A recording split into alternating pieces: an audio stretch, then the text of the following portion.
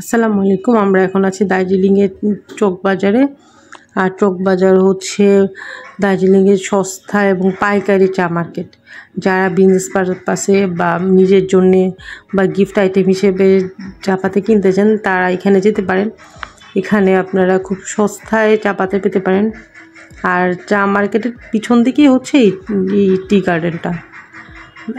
এই টি গার্ডেনটা চমৎকার সুন্দর টি গার্ডেন। এখানে আপনারা যদি যান তাহলে সস্তা চা পাতাও কিনতে পারবেন, আর চা বাগান দেখারও যে শখ ইচ্ছা থাকে এটাও মিটে যাবে।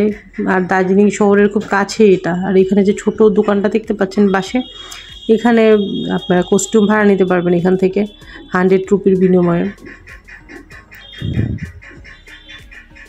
আর এটা হচ্ছে, আর কিছুক্ষণ আগে আকাশটা খুব নীল ছিল, আর মানে 10-15 মিনিট পরেই আমরা যাওয়ার প্রচণ্ড মেঘ করে আকাশে। আপনারা দেখতে পাচ্ছেন একটু আগে আকাশটা কেমন ব্লু ছিল, আর এখন মেঘ করেছে আকাশে।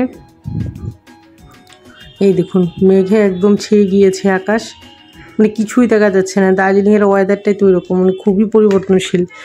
কিছুক্ষণ আগে তো খুব রোদ লাগছিল, আর এখন হাত দিলে তুলার মতো ঠান্ডা কি যেন একটা ফিল হচ্ছে, মানে মেঘ একদম ছেয়ে গিয়েছে আমাদেরকে।